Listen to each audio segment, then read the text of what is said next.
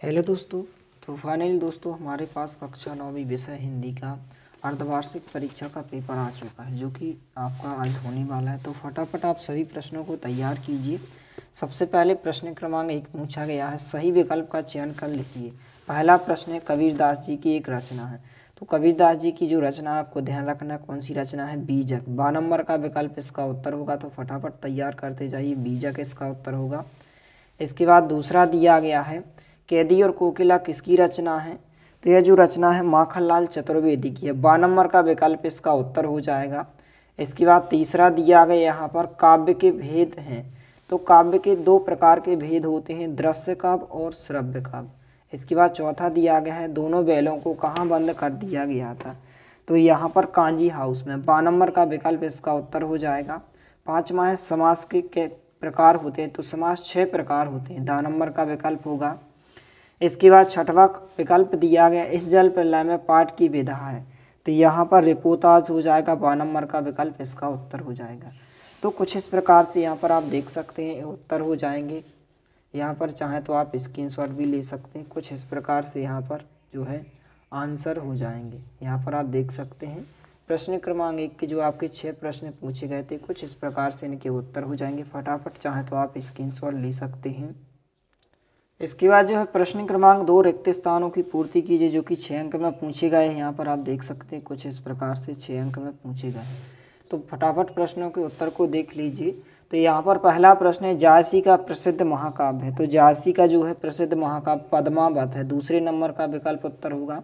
दूसरा है, कैदी और कोयल दोनों ही देश के वासी हैं। तो दोनों ही क्या हैं, गुलाम हैं। तो यहाँ पर उत्तर गुलाम हो जाएगा। तीसरा है, करुण रस का स्थायी भाव होता है। तो करुण रस का स्थायी भाव शोक होता है, दूसरे नंबर का ऑप्शन होगा।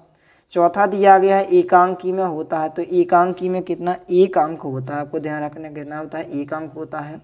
पांचवा दिया गया, वे शब्दांश जो शब्द बनाते समय आरंभ में लगते हैं कहलाते हैं। तो वे शब्दांश जो आरंभ में लगते हुए कहलाते हैं, क्या कहलाते हैं, उपसर्ग कहलाते हैं। उपसर्ग इसका उत्तर होगा। छठवा दिया गया है, रेणु का पूरा नाम है। तो रेणु का पूरा नाम जो है फणीश्वरनाथ रेणु है। इस प्रकार से आपको ध्यान रखना। अब इनके उत्तर हम एक साथ देख लेते हैं। तो प्रश्न क्रमांक 2 के यहाँ पर जो 6 प्रश्न पूछे गए थे, इस प्रकार से उत्तर हो जाएंगे। इनका आप स्क्रीनशॉट लेकर इनको आप तैयार करके जाइए। इसके बाद जो है प्रश्न क्रमांक 3 दिया गया है, सत्य सत्य का चयन करके लिखिए। पहला, कबीर एक समाज सुधारक थे। तो यह कथन जो हो जाएगा आपका बिल्कुल सत्य हो जाएगा। पहला कथन आपको सत्य लगाना है। दूसरा है, जिसके कारण मन में भाव जागृत होते हैं उसे आलंबन कहते हैं। तो यह कथन आपका बिल्कुल सत्य होगा। तीसरा है, रामचरितमानस एक महाकाव्य है। तो यह कथन भी आपका सत्य हो जाएगा। चौथा है, तिब्बती जमीन छोटे बड़े जागीरदारों में बटी थी। तो यह कथन भी आपका सत्य हो जाएगा। पाँचवा है, उत्थान का विलोम उन्नति है। तो यह कथन आपका असत्य हो जाएगा। छठवां है, नानी के मन में देश की आज़ादी के प्रति जुनून था। तो यह कथन आपका सत्य हो जाएगा। तो यहाँ पर हम सत्य सत्य के उत्तर देख लेते हैं। तो कुछ इस प्रकार से यहाँ पर सत्य सत्य के उत्तर हो जाएंगे। इनका आप स्क्रीनशॉट लेकर इनको आप तैयार कर सकते हैं। प्रश्न क्रमांक 3 के उत्तर हो जाएंगे। इसके बाद प्रश्न क्रमांक 4 जो कि सही जोड़ियाँ पूछी गई हैं, इनको आप देख सकते हैं। कुछ इस प्रकार से आपसे सही जोड़ियाँ पूछी गई हैं, फटाफट इनको आप देख लीजिए। तो जो सही जोड़ियाँ पूछी गई हैं, स्तंभ आ और स्तंभ बा। पहला है आचार्य महावीर प्रसाद, इसकी सही जोड़ी जो है आप बी नंबर के ऑप्शन से मिलाएंगे। यहाँ बी नंबर का ऑप्शन है सरस्वती पत्रिका। दूसरा है उपन्यास सम्राट, इसकी सही जोड़ी आपको एफ नंबर प्रेमचंद से मिलाना। तीसरा है यात्रा का सजीव चित्रण। तो तीसरे नंबर की सही जोड़ी जो है आपको ई नंबर के ऑप्शन से मिलाना है, यात्रा व्रत से। चौथा है नाटक, तो इसकी सही जोड़ी जो है आप यहाँ पर मिलाएंगे सी नंबर के ऑप्शन से, अनेक अंक। पाँचवा है फणीश्वरनाथ रेणु, तो इसकी सही जोड़ी जो है आपको डी नंबर के ऑप्शन से मिलाना है, अंचलिक उपन्यासकार। इसके बाद छठवा दिया गया है यहाँ पर उल्लू बनाना, तो इसकी सही जोड़ी जो है आप ए नंबर के ऑप्शन से मिलाएंगे, मूर्ख बनाना। इस प्रकार से सही जोड़ियाँ हो जाएंगी। इसके बाद यहाँ पर हम प्रश्न क्रमांक 5 देख लेते हैं। तो फटाफट आप प्रश्नों को देखते जाइए और इनको आप अभी से अच्छे से तैयार करते जाइए।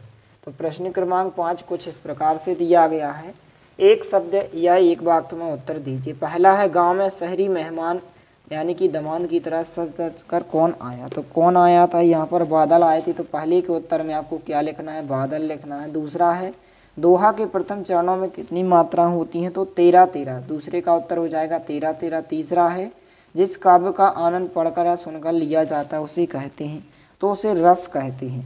चौथा दिया गया है साहित्यिक पुरख किसे कहा गया है? तो प्रेमचंद को कहा गया। चौथे का उत्तर प्रेमचंद का। पांचवा है ठोकर मारना मुहावरे का अर्थ लिखिए, तो यहाँ पर ठुकरा देना इसका उत्तर हो जाएगा पांचवे का। छठवा है इस जल प्रलय में पाठ में जो है बाढ़ के पानी को क्या कहा गया है? तो क्या कहा गया? मृत्यु का तरल दूत कहा गया। इस प्रकार से उत्तर हो जाएगा। अब इनके हम उत्तर देख लेते हैं। तो यहाँ पर सही जोड़ियाँ आपको कुछ इस प्रकार से मिलाकर आना, इनके सामने आपको इनके उत्तर लिखना है। और प्रश्न क्रमांक 5 कुछ इस प्रकार से आप देख सकते हैं। प्रश्न क्रमांक 5 यहाँ पर जो दिए गए हैं एक शब्द या एक वाक्य में, इनका आप स्क्रीनशॉट लेकर इनको आप तैयार करें। इसके बाद जो है प्रश्न क्रमांक 6, सबसे पहले आप प्रश्नों को देख लीजिए, फिर आपको इनके उत्तर बताए जाएंगे। तो फटाफट आप प्रश्नों को देखते जाइए। प्रश्न क्रमांक 6, नई कविता की प्रमुख 2 विशेषताएं लिखिए, अथवा में पूछा गया छायावाद की 2 विशेषताएं। प्रश्न क्रमांक 7 है कबीरदास जी की शिल्प सौंदर्य की 2 विशेषताएं लिखिए, और अथवा में पूछा गया सुमित्रानंदन पंत के भाव सौंदर्य की 2 विशेषताएं लिखिए। इसके बाद प्रश्न क्रमांक 8 दिया गया कवि पंत ने गांव को हरता जनमन क्यों कहा है, और अथवा में पूछा गया गांव को मरकर डिब्बे का सा खुला क्यों कहा गया है। इसके बाद प्रश्न क्रमांक 9 देख लेते हैं। प्रश्न क्रमांक 9 दिया गया है दोहा छंद की परिभाषा उदाहरण सहित लिखिए, और अथवा में पूछा गया अनुप्रास अलंकार की परिभाषा उदाहरण सहित लिखिए। प्रश्न क्रमांक 10 है महाकाव्य और खंडकाव्य में 2 अंतर लिखिए, अथवा का पूछा गया है रस किसे कहते हैं, रस के अंगों के नाम बताइए। प्रश्न क्रमांक 11 है प्रेमचंद की 2 रचना लिखते हुए इनकी भाषा शैली की विशेषता लिखिए, अथवा में पूछा गया है महादेव वर्मा की 2 रचना लिखते हुए उनकी भाषा शैली की विशेषता लिखिए। प्रश्नों को देखते जाइए, फिर आपको इनके एक साथ उत्तर बताए जाएंगे। प्रश्न क्रमांक 12 है छोटी बच्ची को बैलों के प्रति प्रेम क्यों उमड़ आया, अथवा में है किस घटना ने सालिम अली के जीवन की दिशा बदल दी। और यहाँ पर प्रश्न क्रमांक 13 है गद्य की प्रमुख विधाओं के नाम लिखिए, अथवा में पूछा गया है कहानी और उपन्यास में 2 अंतर लिखिए। प्रश्न क्रमांक 14 है निपात शब्द क्या है लिखिए, और तत्सम शब्द क्या है उदाहरण सहित लिखिए। इसके बाद प्रश्न क्रमांक 15 दिया गया है मुहावरे और लोकोक्ति में अंतर तैयार करना, अथवा में दिया गया सालिम अली पक्षी प्रेमी कैसे बने। संधि और समास में अंतर, और अथवा में आपको मुहावरे आँख का तारा और आँख में घी डालना। इसके बाद 17वां दिया गया मृदुला गर्ग अपनी नानी से क्यों प्रभावित थी, अथवा में रीढ़ की हड्डी एकांकी का उद्देश्य लिखिए। प्रश्न क्रमांक 18 में आपको संदर्भ प्रसंग है। तो यहाँ पर सबसे पहले प्रश्न क्रमांक 6 का उत्तर देख लीजिए, कुछ इस प्रकार से उत्तर हो जाएगा। फटाफट आप स्क्रीनशॉट लेते जाइए, और यदि आप PDF को डाउनलोड करना चाहते हैं तो आप हमारे टेलीग्राम चैनल को ज्वाइन कीजिए। टेलीग्राम चैनल जो है फ्री ऑनलाइन टीचिंग 1 के नाम से है, तो आप टेलीग्राम चैनल को ज्वाइन करें, वहाँ पर आपको PDF उपलब्ध कराई जाएगी। इसके बाद यहाँ पर प्रश्न क्रमांक 6 का अथवा वाले प्रश्न का उत्तर होगा छायावाद की प्रमुख विशेषताएं। 2 विशेषता आपको तैयार करना है, तो आप स्क्रीनशॉट लेते जाइए। इसके बाद प्रश्न क्रमांक 7 का उत्तर हो जाएगा। फटाफट आप इन प्रश्नों के उत्तर को अच्छे से तैयार करते जाइए। इसके बाद प्रश्न क्रमांक 7 के अथवा वाले प्रश्न का उत्तर हो जाएगा। तो चैनल पर नए हैं तो चैनल को सब्सक्राइब जरूर करें, क्योंकि इस तरह आपका और अन्य विषय का जो आपका दूसरा पेपर होगा और भी विषय के पेपर होंगे आपको सबसे पहले उत्तर के साथ उपलब्ध कराए जाएंगे। प्रश्न क्रमांक 8 का उत्तर हो जाएगा। इसके बाद प्रश्न क्रमांक 8 के अथवा वाले प्रश्न का उत्तर हो जाएगा। फटाफट आप स्क्रीनशॉट लेते जाइए।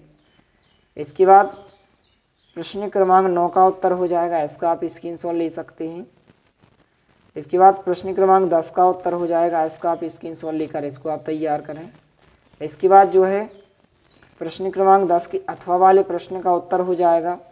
इसके बाद प्रश्न क्रमांक 11 का उत्तर हो जाएगा, और यहाँ पर इस प्रकार से उत्तर हो जाएगा। और इसके बाद जो है आप भाषा लिखेंगे इस प्रकार से, और यहाँ पर प्रश्न क्रमांक 11 के अथवा वाले प्रश्न का उत्तर हो जाएगा। इसके बाद प्रश्न क्रमांक 12 के अथवा वाले प्रश्न का उत्तर होगा।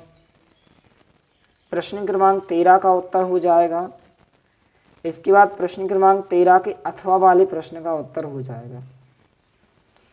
इसके बाद प्रश्न क्रमांक 14 का उत्तर हो जाएगा। प्रश्न क्रमांक 14 के अथवा वाले प्रश्न का उत्तर हो जाएगा। इसके बाद प्रश्न क्रमांक 15 का उत्तर हो जाएगा, और इसके बाद प्रश्न क्रमांक 15 के अथवा वाले प्रश्न का उत्तर हो जाएगा। इसके बाद प्रश्न क्रमांक 19 कुछ इस प्रकार से पूछा गया है, इसको आप तैयार कर सकते हैं। प्रश्न क्रमांक 20 में आपको अनुच्छेद लिखना है, स्वस्थ ही धन है विषय पर एक अनुच्छेद तैयार करना है।